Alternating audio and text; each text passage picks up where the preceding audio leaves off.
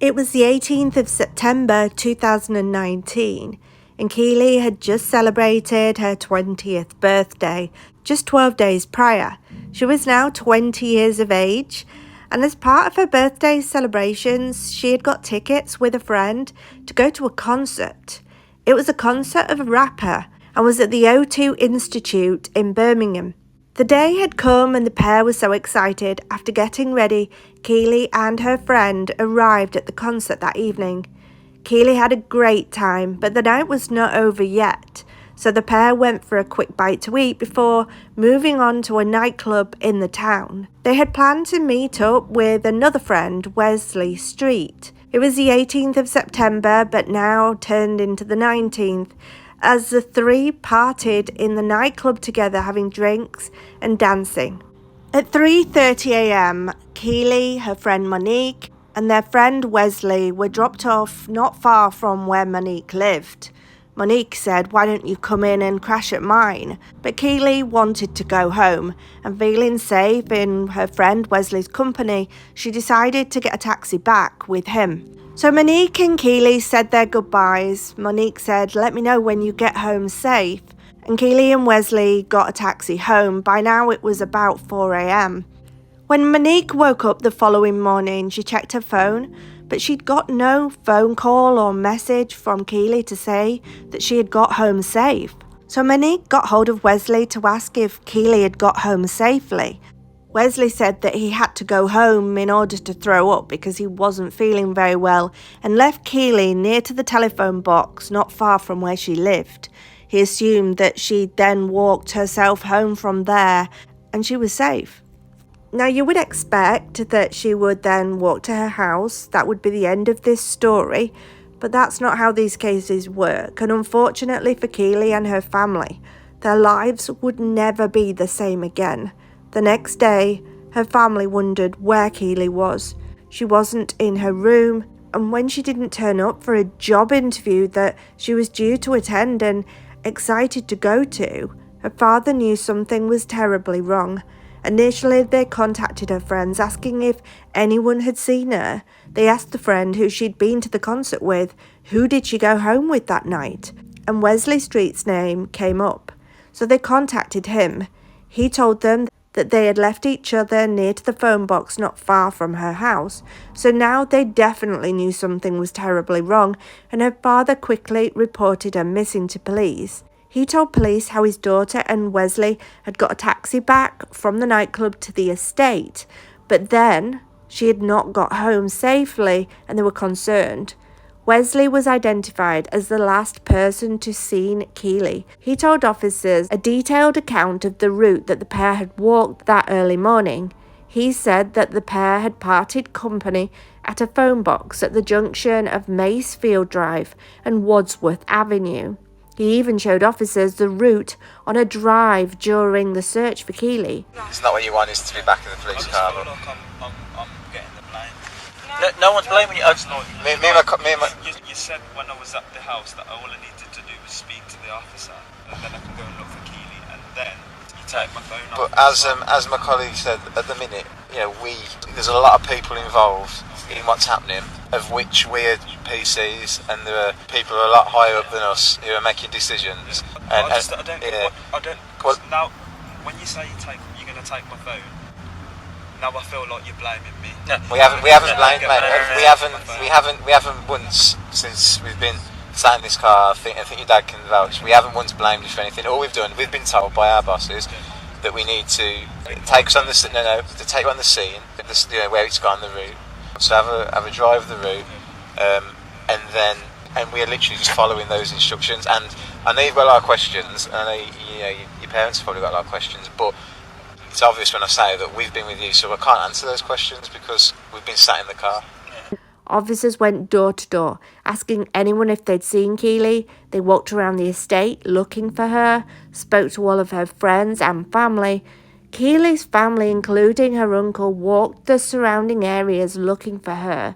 But then, at 9 p.m. on September the 19th, less than 24 hours after she had gone missing, her body was found. Her mother and uncle had been part of a search party combing apart near to the telephone box where Wesley had said that he had parted ways with her. Keely's uncle, Mr. Brown, found his niece with her underwear pulled down over her trainers. He let out a horrendous scream. Her mother and uncle had parted ways looking for Keely when he found her. She had been lying face down in a shallow pool next to the edge of Wigington Park. She was hidden under multiple branches that had been carefully laid over her body to try and obscure her from sight. Police now knew that they had a murder investigation on their hands, and the first person they now needed to speak to was the last person to see her. Wesley Street was again taken into custody. This time he was being arrested on suspicion of RAPE and murder. Police arrived at his home before cuffing and transporting him to the station. Right. Wesley, you don't need to listen to me. Right. At this moment in time, you're under arrest on suspicion of murder. Okay, you don't have to say anything. You may harm your defence if you don't mention my questions in court. Anything you do say may be given evidence. So I'm going to take you to a police station now, and we'll sort everything else there. Okay. My colleagues here are just going to stay with your mum and dad. Alright, just to get them safe. Alright. You able to scoot over, mate? Is that alright? Because I'll sit next to you, I'll sit here. Alright. Grab your dad's cable. Just put your seatbelt on, mate, and I'll sit next to you in a minute. That's Dad's phone charger. Dad's phone charger. Yeah. We're going to start moving. You know, just step away from the car for me. Wait a minute, please. We need to go now. Wait a minute, please. So we need to go now. You just need to come away from the car for me, please, if you could. I'll let the sergeant discuss that with you. Alright.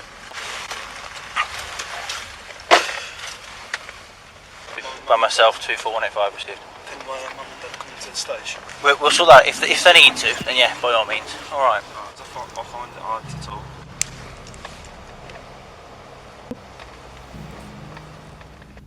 When asked if he had any questions, as he was being driven to the custody block at Crannock, he replied, "Not really." On the journey, Wesley complained of feeling hungry to officers and asked if there was anything to eat when he got there. Police did note the scratches on his face and neck, and of course these were photographed when he got to the station. Keely's friends and families told officers that she was the kindest, most beautiful young woman that you could ever wish to meet. The world was hers, and her life was just beginning to be happy, and she was beginning to live. Police wanted to know how Keely and Wesley knew each other.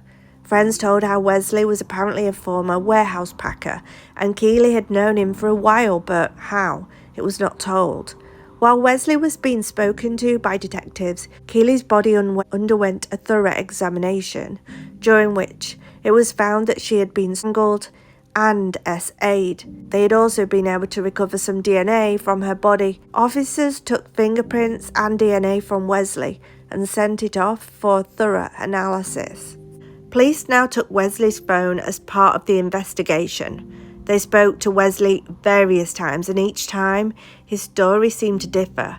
He could not seem to account for the scratches on his face and neck. And behind the scenes, police were looking at Wesley's phone data. They looked into his GPS and found that he had been with Keely. Expert analysis of his phone showed that he did not make his way to the telephone box and then go home, showing that he had been with Keely at the park at the same time. But not just that, he went back to the park to where her body was 7 times, possibly to lay more branches. The DNA evidence from Keely's body came back as a match to Wesley's, and CCTV evidence from around the town did show that Wesley's version of events were a lie. CCTV captured Keely and Wesley at Tamworth Rugby Club at 4:25 a.m. Keely's rucksack was also found. It had been a short distance away from Tamworth Rugby Club. Wesley's bank card had been found. It had been abandoned between the rugby club and where Keely's body was found. Wesley Street's jacket was also found in the park. It had been heavily stained on the lower parts of both sleeves with what looked like makeup that Keely had been wearing. Wesley's DNA was also found during a post-mortem examination of Keely. In court, Wesley did admit that the pair had been together in the park, that they'd been flirting and had consensual sex. But apparently at some point she went floppy and he didn't know what to do. He felt for a pulse, and when he realised that there wasn't one, he admitted putting her body in the pond and covering it up before going home to sleep. The court also heard how he would later return to the scene 7 times to add more branches. When this had been broadcast in the media, how a body of a young female had been found, how it was now a murder investigation, and how Wesley's name had come up, many girls came forward with similar stories. Separate allegations of SA offences were brought independently by a number of women, like Keely, friends or acquaintances of Wesley. Taken together, they showed that the defendant had a long history of committing these SA acts on women. In a victim impact statement, one of the women said, hearing about what happened to Keely and had given her the courage to come forward about her own episode. Detective Cheryl Hannon, senior investigating officer of the case, said, Wesley Street was a devious and manipulating character. He was obviously trusted by Keely to keep her safe. He has manipulated a situation where he has preyed upon and ultimately RAPED'd and murdered a young female. He lied to police, to her family, to her friends, telling everybody that she was safe and well. How he changed his lies as evidence was put to him. The court found Wesley Street guilty after hearing about the GPS, the phone, the DNA and CCTV evidence, which showed his version of events were a lie. Now, Wesley Street was also found guilty of 5 separate SA offences, 2 counts of RAPE and 3 counts of SA.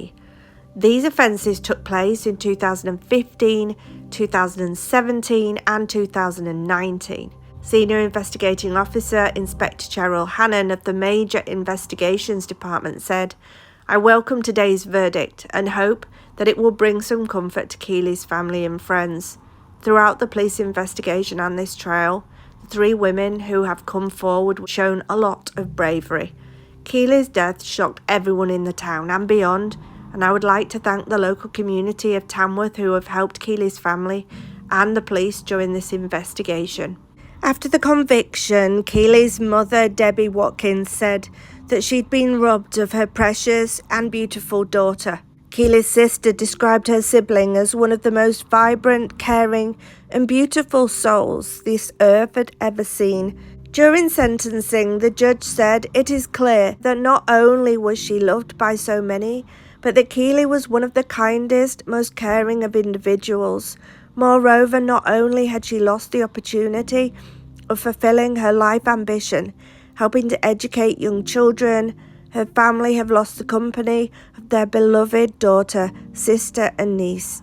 Something that Keely would have loved is the rapper that she had gone to see that night paid tribute to her on his Instagram by asking his fans that were coming to his next gig, can everyone coming to my Cardiff show tonight please bring a helium balloon with them and make sure that you're in line before 7. We're going to let some balloons off for Keely Bunker on the last day of the tour. Thank you. Hordes of screaming girls filled the stage as soon as it hit 7:30. H had come to Cardiff and these fans were going to make the most of it. And then came the moment where H, his entourage and all of the screaming fans let off the helium balloons in honour of Keely Bunker, a life taken far too soon.